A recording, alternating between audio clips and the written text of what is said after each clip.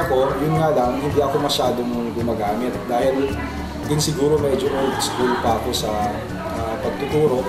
Mas preferred ko yung pagpunta sa klase, personal na interaction sa mga estudyante, pagbibigay ng readings, pagsusulat sa whiteboard, at yung personal na diskusyon at lektura sa mga estudyante ko. Yung CRS, yung most like, ano siya, yung sa CRS kasi, ginagamit ko siya kapag kadalasan before start ng SEM and then end of SEM kasi dahil sa enrollment. Pero beside doon, hindi ko siya masyadong ginagamit. Unless kailangan ko tignan yung grades ko.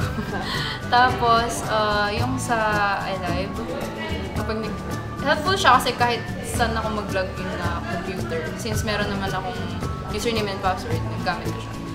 And then, yung sa Oble, helpful siya ngayon kasi sa physics. Yung prof namin doon siya nag-upload ng lectures, so okay din siya.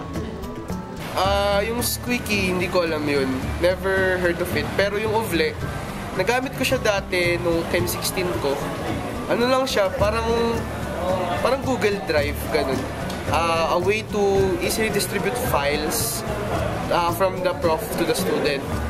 Yung OPAC, hindi ako masyadong familiar sa pero yung ba sa live? Sa live. Yung hinahanap ko. Yun, ginagamit ko naman siya pero hindi nga aware na OPAC talaga. Hindi ko alam yung meaning. Yung online naman, ilang beses rin ako may subject na gumamit ng online, pero laging ang use lang niya sa amin ay pangkuha lang ng files.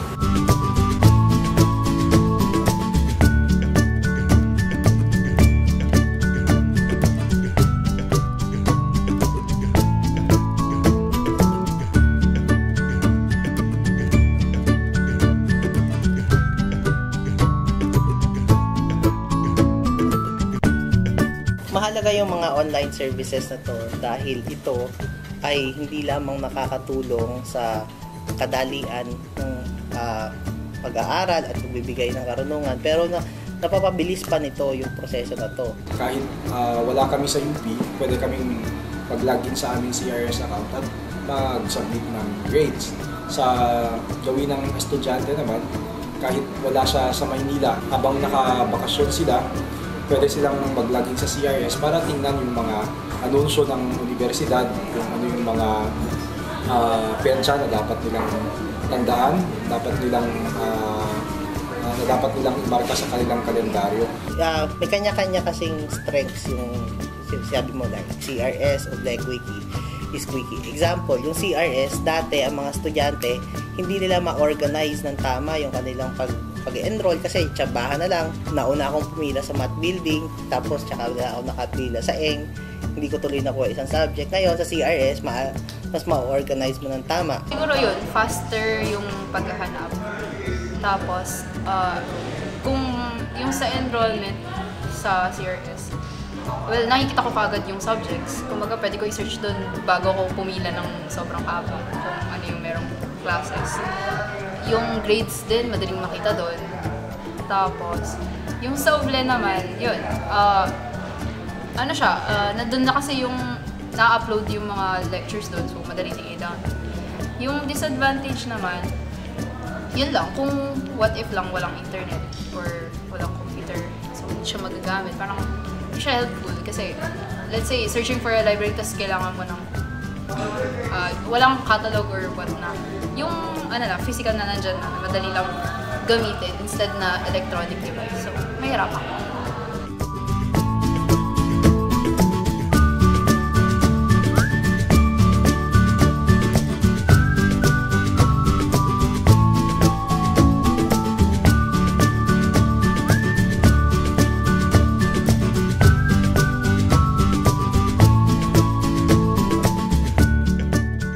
Pareho, it depends on the nature of the knowledge that you want to impart. Kasi may mga bagay na mas maganda kung gagawin mo in person. Example, itong interview na to, di ba dumayo ka pa dito kasi tingin mo mas okay na in person yung explanation natin.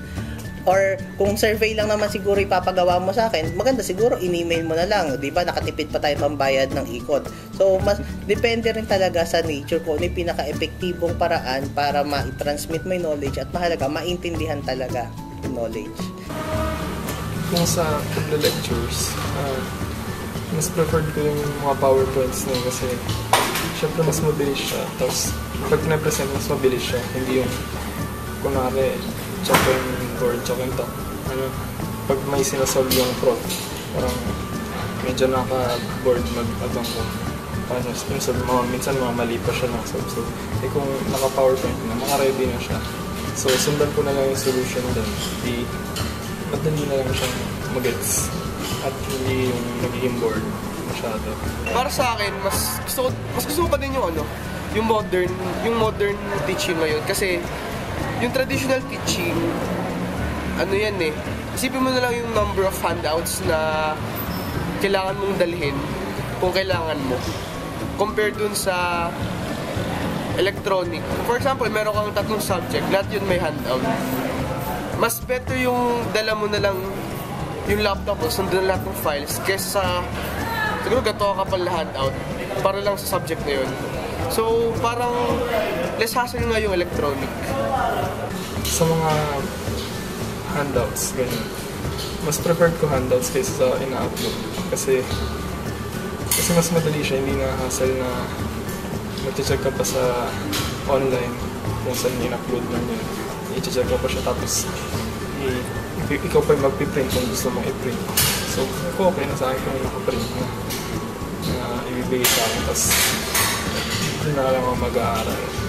Tapos yun din, bukod sa pwede ka umattempt na hindi makapag-aaral kapag online kasi maraming ibang bagay sa computer na pwedeng gawin. Kung sa point of view ng may computer, oo. Kasi, let's say ako, nasa bahay ako, gusto ko mag-research, or may books akong gustong hanapin, pero ayoko munang pumunta ng mga libraries kasi parang, kumbaga pag nandun ka na, kaya alam mo na yung hanapin mo eh. So, yung, effective siya since kaya ko nang hanapin kahit nasan ako eh. Pero, kung sa point of view ng walang computer, medyo, alam mo yun, bias yung, kasi, supposedly kasi pag sinabi mong UP, hindi dapat general thinking na ang tao dyan lahat may computer, parang gano'n. So parang, paano yung iba? Parang, yun, medyo nag-cater talaga siya sa may technology stuff. Tingin ko pareho. Tingin ko hindi pa rin handa ang universidad para lumipat mula sa tradisyonal na pagtuturo patungo sa mga makabagong paraan ng pagpapalawak ng impormasyon. Marami sa mga guro, isa na ako doon, ang nasisiyahan pa rin sa paggamit ng mga lumang pasilidad gaya ng whiteboard at saka whiteboard marker. Gayun din yung personal na pagpunta sa klase para mag-lecture. Kumpara sa kung nagiging makabago na yung pamamaraan, kagaya halimbawa ng mga teleconferencing halimbawa o paggamit lang ng Google o ng ilang mga online services ng UP. Hindi ko sinasabi na yung isa ay mas nakakahigit sa isa pa. Tingin ko ang dalawang pamamaraan na ito ng pagtuturo, yung makaluma at makabago, ay maaaring magtulungan dahil hindi naman lahat ng oras ay nandyan ang guro para pumunta sa kanyang mga klase. So sa tingin ko, sa mga ganitong pagkakataon, nagiging makabuluhan yung paggamit sa makabagong pamamaraan, kagaya halimbawa ng pag-upload ng mga readings online. So tingin ko, hindi ito usapin ng kung alin yung mas mabisa. Tingin ko ay ito yung usapin ng kung paano natin mapapaganda yung makalumang paraan ng pagtuturo sa tulong ng mga makabagong pamamaraan, kagaya halimbawa ng mga online pedagogical services na ino-offer ng university.